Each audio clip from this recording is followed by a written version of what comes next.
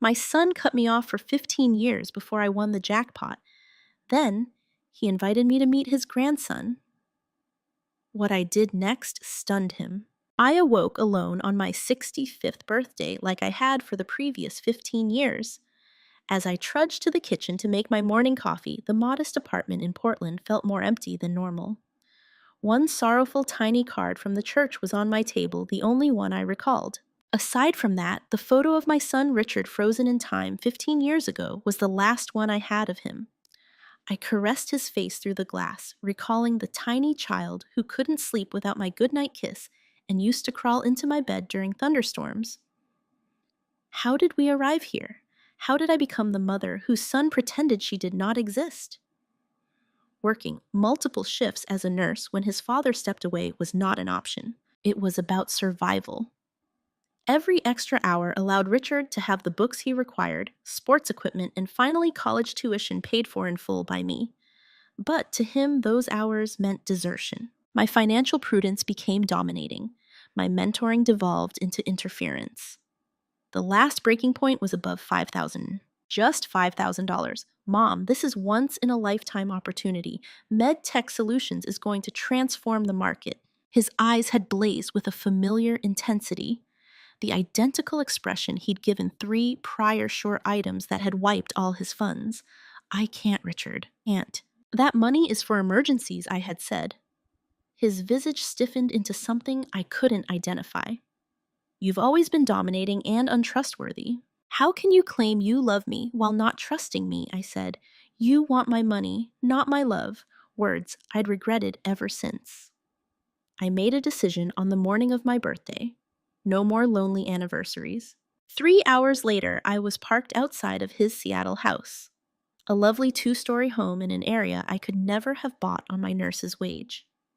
Through the window, I could see balloons. Of course we had the same birthday. My kid turned 40 today. My hands shook as I pressed the doorbell. The laughing within died abruptly, footsteps approaching. Richard appeared successful in his costly sweater, his face stiffening at the sight of me. What are you doing here? The words dropped like ice between us. Before I could respond, a woman appeared alongside him. Vanessa is his wife. She looked at me with cold disgust. Today is not a good day, Richard muttered, closing the door, but not before I caught a glimpse of a toddler sprinting across the living room. I had never met this kid. My grandson. Please, I whispered. I just wanted to wish you happiness. You aren't welcome here. I thought I made it plain.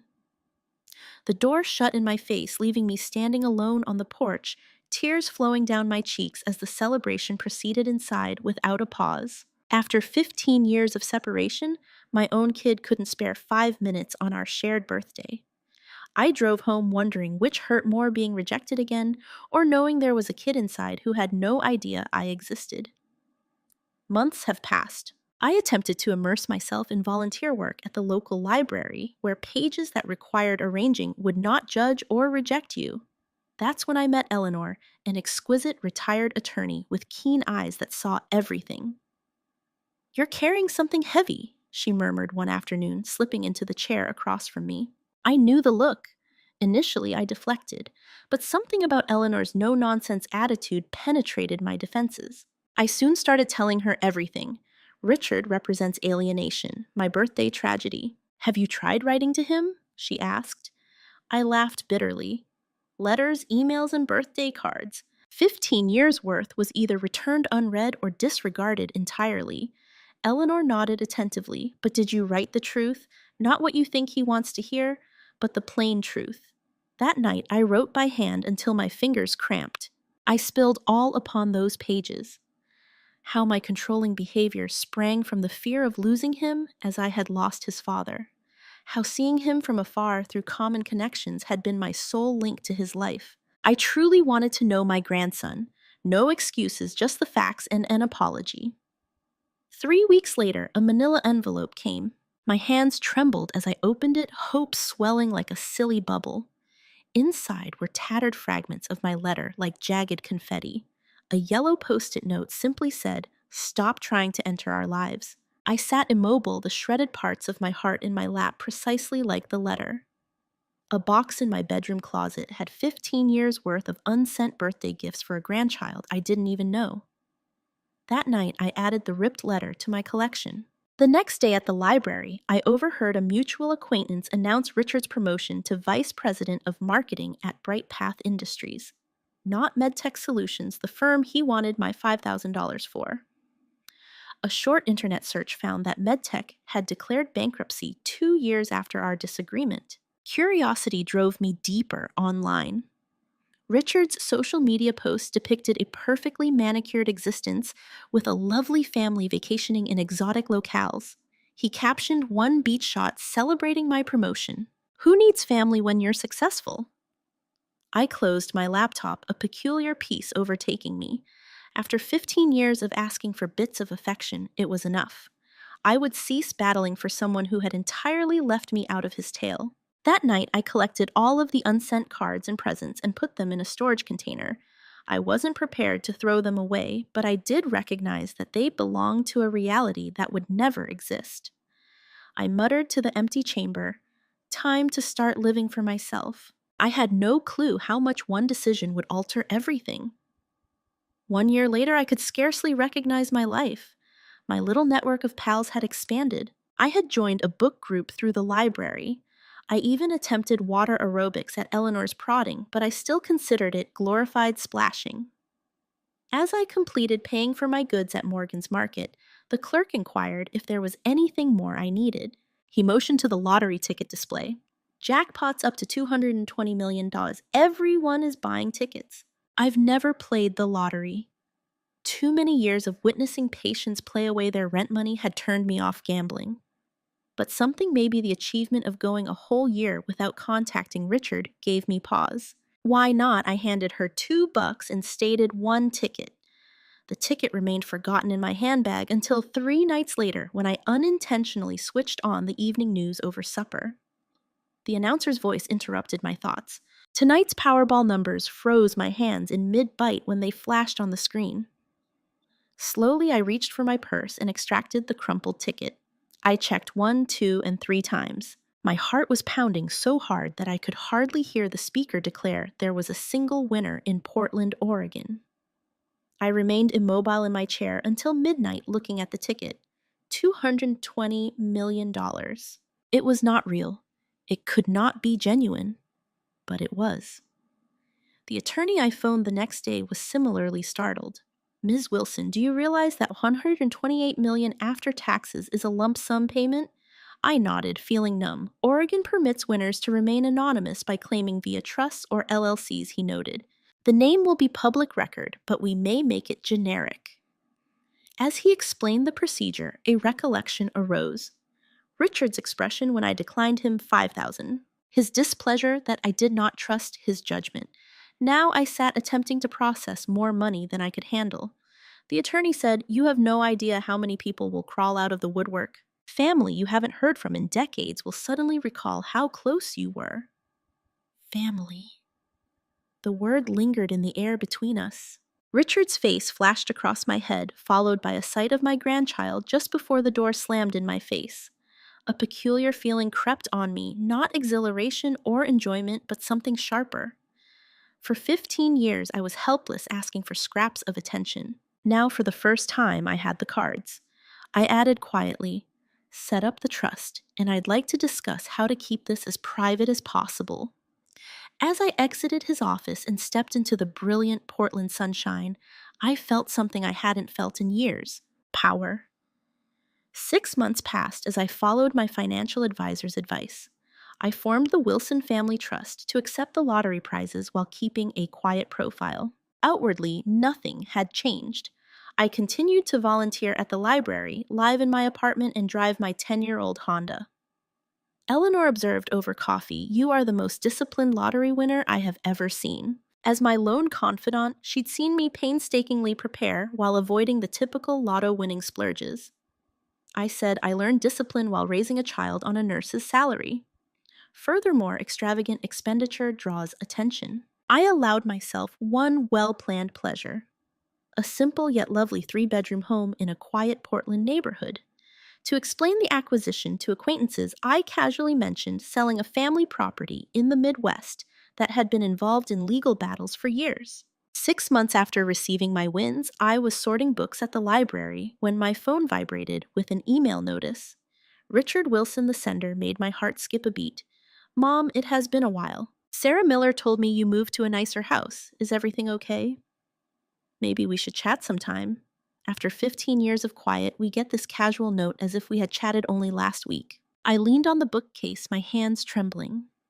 That evening, I looked into Bright Path Industries and realized they were involved in a marketing ethical problem. Several executives were under internal inquiry. Richard's name featured in several articles. The timing was too perfect to be coincidental. Richard's unexpected interest after 15 years, just when his career life was crumbling, and after hearing, I could have made some money, I prepared a thorough answer. Richard, it's good to hear from you. It is nice to... Yes, I sold some family property and moved to a more secure neighborhood. How are you and your family doing? He responded within minutes. Warmer, longer, addressing his difficult workplace position and presenting my grandchild. Nathan is 12 now. He had always longed to meet his granny.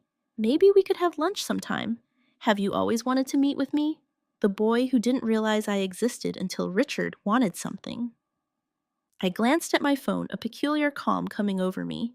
For 15 years, I would have given everything for this invitation. Now it seemed empty and translucent. Still, there was Nathan the innocent in all of this. A youngster deserved to know his grandma regardless of his parents' intentions. I'd love it, I said, even as my thoughts began to construct a plan.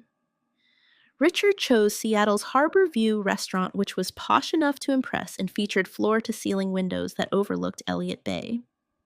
I came early, dressed simply but elegantly, in a blue dress that I had splurged on. My sole outward surrender to my newfound affluence was my automobile, a new Volvo SUV that I rationalized as safer for possible grandchild visits. Richard, Vanessa, and Nathan arrived exactly on schedule. Richard appeared leaner than I recalled, with strain on his lovely face. Vanessa was impeccably dressed in fancy clothing that couldn't conceal her calculating eyes.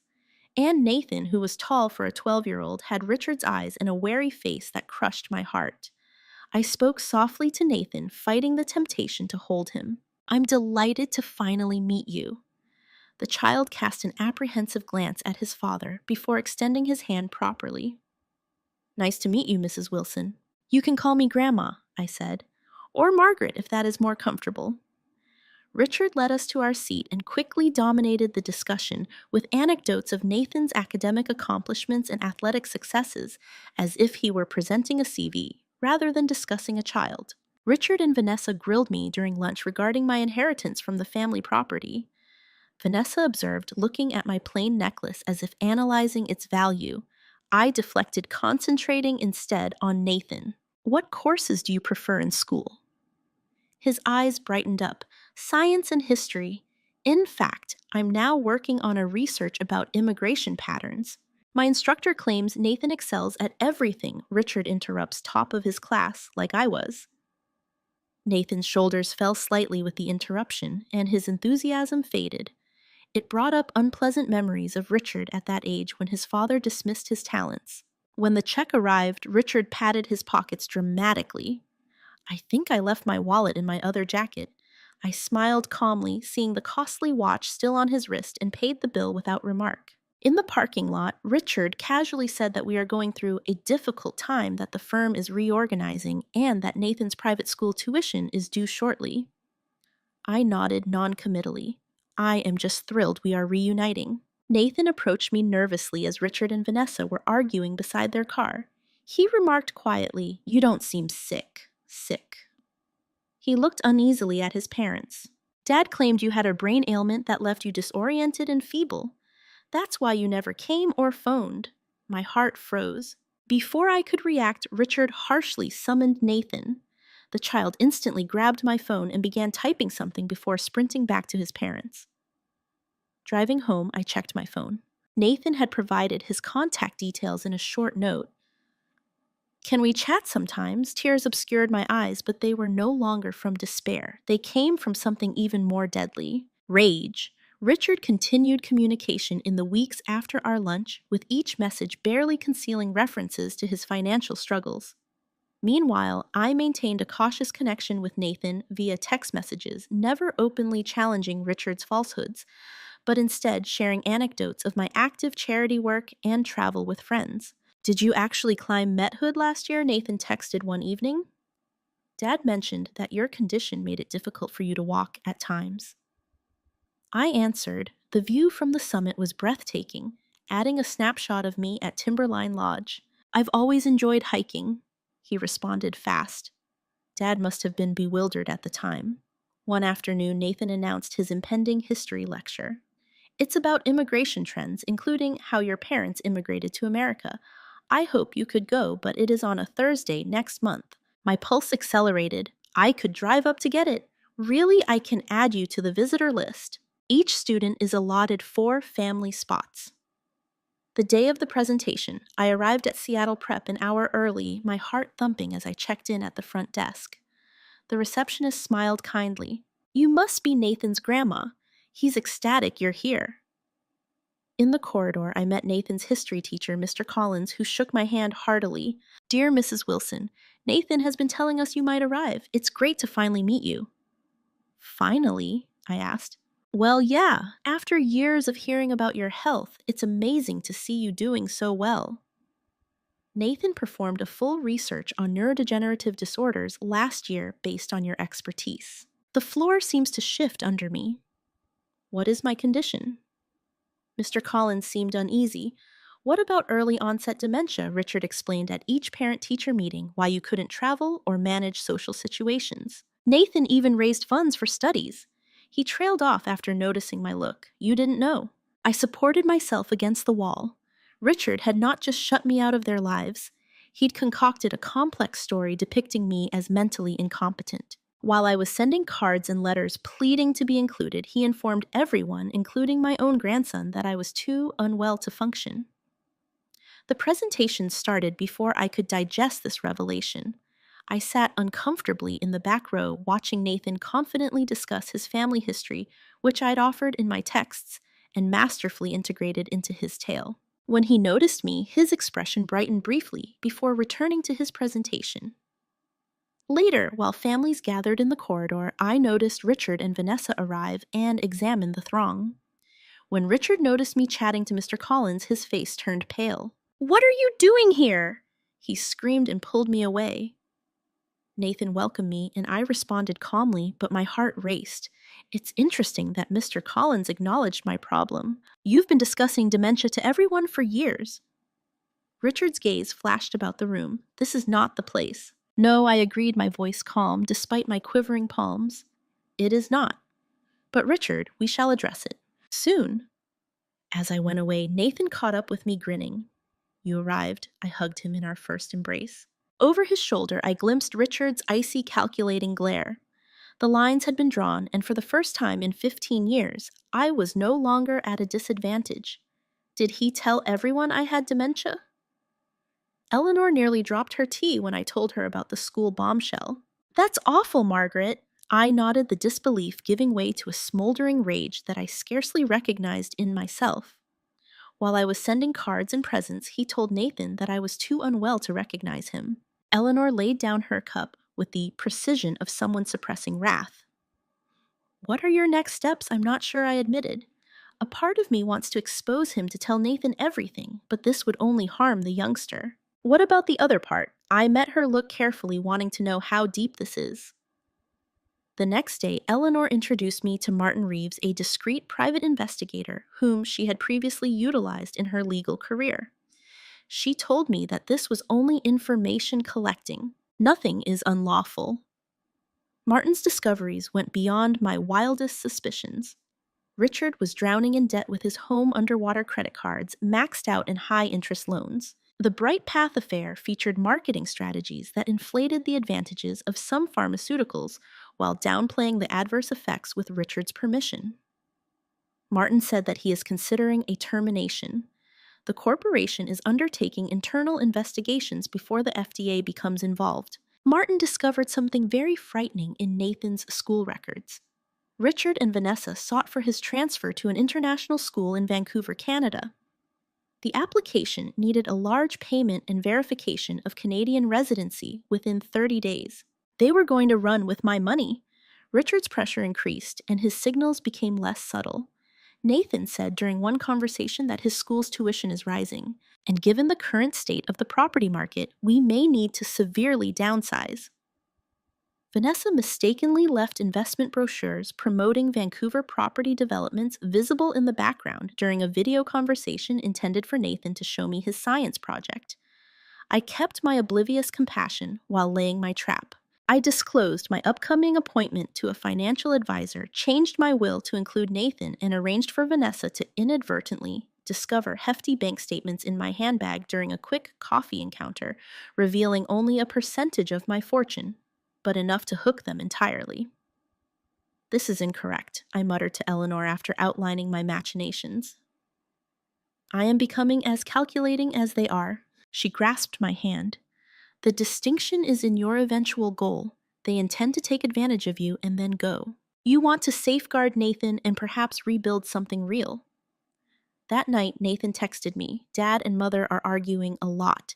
I heard them mention Vancouver again. Dad claims you're the answer to everything if he can only complete the transaction quickly. What does this mean?" I gazed at my phone. It's heartbreaking for this boy to be caught up in his parents' plans. Whatever occurred next, Nathan deserved better. "I'm not certain, dear," I said. "But do not worry. I pledge to always be here for you no matter what." It wasn't a promise I'd breach, unlike the ones Richard had made throughout the years. Richard continued, his smile barely reaching his eyes. "I appreciate you making time for dinner for just the two of us." He'd selected another costly Seattle restaurant much above his financial means. Sure," I said, looking at my kid across the table. In the dim illumination, I could still see the youngster I'd reared a glimmer beneath the desperate man he'd become. Richard started into a clearly scripted speech on family healing designed to tug at my heartstrings. "I've been too arrogant," he said with studied humility, "hanging on to old grudges when we should have come together as a family." I nodded encouragingly, seeing how his gaze shifted to my handbag on the table. "Nathan adores you," he added. "He always talks about you. Having his grandma in his life has been quite significant." I really expressed my appreciation for our partnership. He's a fantastic youngster.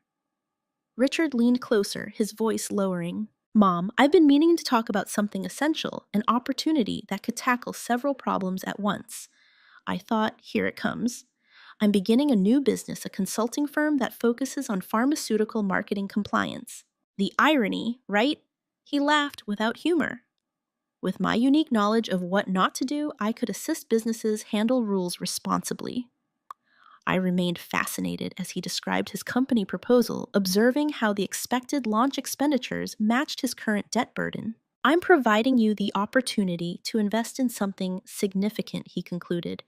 "Not only is this a profitable business, but it also invests in our family's future. If you help with this startup and maybe with our present cash flow issues, I guarantee you will be a permanent part of Nathan's life." My son was essentially selling access to my grandchild. "You're not asking for charity," I reminded him.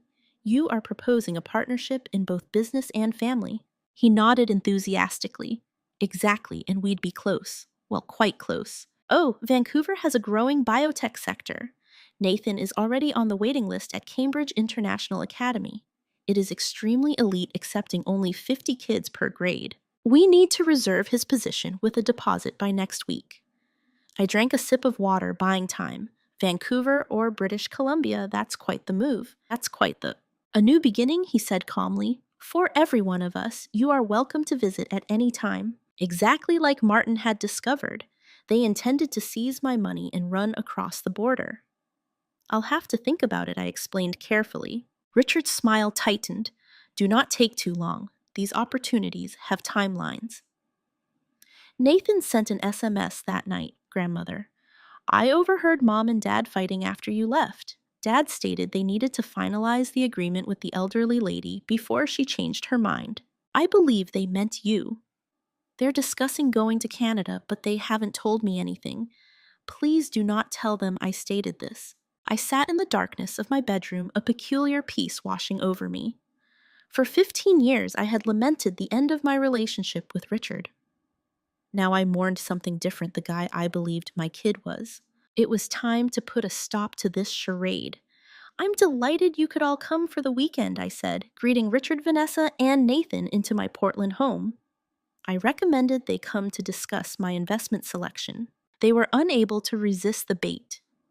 My new home was pleasant but not lavish, which was a deliberate decision to keep my cover narrative. Still, I watched Vanessa's gaze, cataloging each thing and mentally calculating its value. "Beautiful sight, Mom." Richard spoke, his gaze resting on the original artwork in my foyer. "This is a significant step up from your previous flat." "The family home sale went well," I responded faintly. "Nathan, would you want to see the room I have prepared for you?" "There is a telescope on the balcony. On nice days, we can see Mount Hood clearly." I kept a close eye on Richard and Vanessa all weekend. When I wasn't looking, they played loving parents, but at unguarded times their displeasure with Nathan was palpable. They interrupted his narrative, ignored his interests, and gave him annoyed looks when he asked questions. When Nathan was alone with me, he visibly relaxed, his nervous stammer fading and his enthusiasm for science and history surfacing in lively chats. He reminded me of when I was younger, before the bitterness had set in.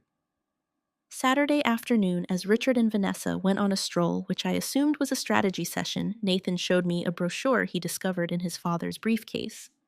He mentioned Cambridge International Academy, referring to images of an imposing structure. "In Vancouver, I saw Dad's briefcase was open." "I don't want to go there, Grandmother. All of my buddies are in Seattle, and I just found you." I held him strongly. "Whatever happens, we will not lose contact again. I promise." That evening, I made a wonderful meal. I'd spent the day preparing Richard's childhood favorites, including pot roast with carrots and potatoes, toasty buns, and apple pie for dessert. As we sat, Richard and Vanessa exchanged knowing glances. They saw this sentimental dinner as my surrender. After dinner, I invited everyone into the living room. I declared, "I have something important to share," as Richard and Vanessa leaned forward eagerly. "Richard, 15 years ago, you stormed out of my life for money. I wouldn't loan you $5,000. Today it appears like money is the only thing bringing you back." Richard's smile wavered. "Mom, it isn't fair." I lifted my hand and silenced him. "I hired a private investigator." Richard's cheeks drained of color as I placed a folder on the coffee table. He recorded everything. "The falsehoods about my dementia, your financial issues, the Vancouver plans you are keeping from Nathan, and the Bright Path probe. I understand why you suddenly recalled having a mother after 15 years. Vanessa rose abruptly. "This is ridiculous. Did you spy on us?" I shielded myself and corrected quietly, and Nathan Richards' surprise gave way to fury. "So the entire reconciliation was really a setup. You are no better than you profess to be." The difference, I explained gently, was that I truly wanted to know my grandchild. "You merely wanted my money." Nathan's words cut through the tension. "Is this true, Dad? What about Grandma's disease? What about Vancouver?" The stillness that followed provided all the confirmation he needed. The next morning, after a night of unpleasant facts, we reconvened in my living room. Richard seemed tired, Vanessa tight, and Nathan, whose my heart hurt for, had the puzzled face of a boy whose world had moved beneath his feet. "I have a proposal," I replied, laying a manila envelope on the coffee table. Richard looked at it curiously. "More investigative reports. No, it's a potential solution." I provided a detailed summary of my terms. I would pay off their mortgage and set up an educational trust for Nathan with stipulations. They must stay in Seattle. Nathan would spend one weekend each month with me. Richard would tackle the Bright Path matter head on instead of running, and most crucially, all of us, including me, would attend family therapy. Vanessa remarked plainly, "You are bribing us." I corrected, "I'm suggesting a road forward. Not simply throwing money at the problem and hoping it goes away, as was your idea, right?" Richard's cheeks reddened with rage. "You have no right to control our life." "No, I don't," I agreed. "You are free to decline. Continue your Vancouver plans if you can afford them. Try to evade the Bright Path probe. Regardless, Nathan remains in my life. You cannot."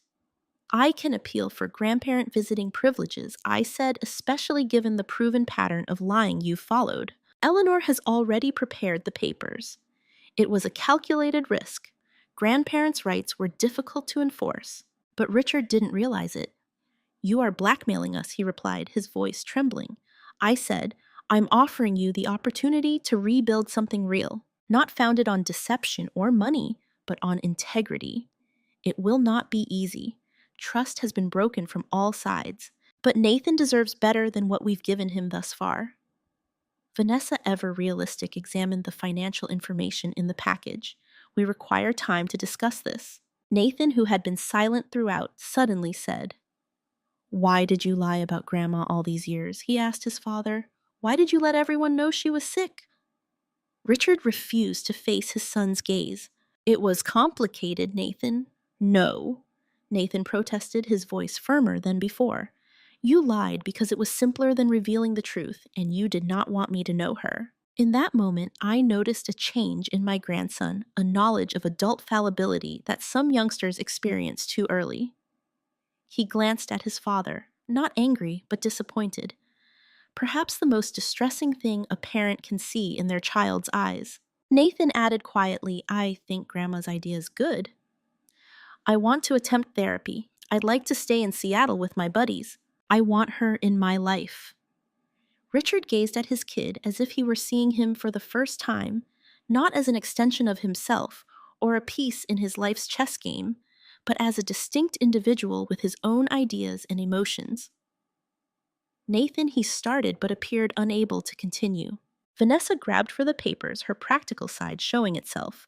We'll go over these phrases, she said sternly. As they prepared to depart that afternoon, Nathan hugged me tightly. He muttered, I'll see you in 2 weeks, whatever they decide. It wasn't a question, but rather a statement, a boy's first assertion of independence as his own person. In that moment, despite everything, I sensed a glimmer of optimism. 18 months later, I am adjusting the birthday streamers in Richard's Seattle garden. Today we're celebrating 3 occasions, my 67th birthday, Richard's 42nd, and Nathan's middle school graduation. The gathering is tiny, consisting of relatives Eleanor, who traveled here with me, and a handful of Nathan's pals. The route to this point was not easy. Richard first accepted my requirements out of need rather than choice. He cooperated with Bright Path's probe, accepting a substantial demotion over firing. Vanessa initially pondered divorce, but soon understood her own involvement in their difficulties, including her status-seeking and propensity to ignore questionable decisions in order to retain their lifestyle.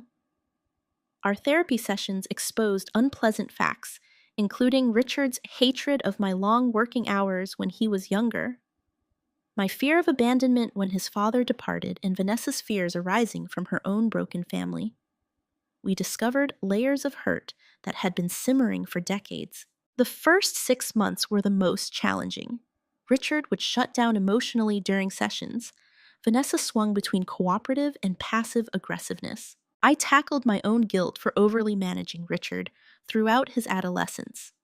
Nathan, stuck in the middle, eventually discovered his voice, forcing us grown-ups to consider how our actions affected him. Nathan's monthly excursions to Portland became hallowed time, first with Richard or Vanessa, then on his own after he reached 14. These trips gave a break from the stress that frequently remained at home and allowed for open talks away from the pressures of daily living. Things changed gradually, almost imperceptibly. Richard began to drop his barriers after realizing the implications of his actions and witnessing Nathan's success with me in his life. During one really painful session, he eventually acknowledged the reality behind his elaborate lying regarding my health. It was simpler to claim you were unwell than to acknowledge I cut you off out of pride. And then I was stuck in the deception for years. Now, as Nathan shows Richard his science fair presentation on the terrace, something unthinkable a year ago, Vanessa approaches with 2 glasses of lemonade. He's still struggling to pronounce it, she adds, gesturing at Richard. But things are changing. He mentioned you yesterday, recalling pleasant recollections that he had forgotten. Families are complicated, I respond. We all make mistakes from time to time. Later, after everyone has left, Nathan presents me with his gift, a photo album he has put together over the course of the year. combining old photos of Richard and me with new ones of all of us together. The last page features a current photo of the four of us with the simple remark, "Family imperfect, but ours." I recognized then that my genuine success was not the lottery, which is a secret I have never completely shared, though Richard and Vanessa periodically guess on the true source of my wealth. My accomplishment was realizing that family isn't created on perfection, but on endurance. Not with dollars, but with time. Not with vengeance, but with the strength to confront tough facts and start over even when it seemed impossible. That night in my hotel room, I finally opened the box containing the ripped parts of my letter and the presents that had never been delivered. I choose a few artifacts to keep as reminders of the journey, not as emblems of bitterness, but as markers of a tough route that eventually led to a better place. The past cannot be erased, but the future is being written one day at a time.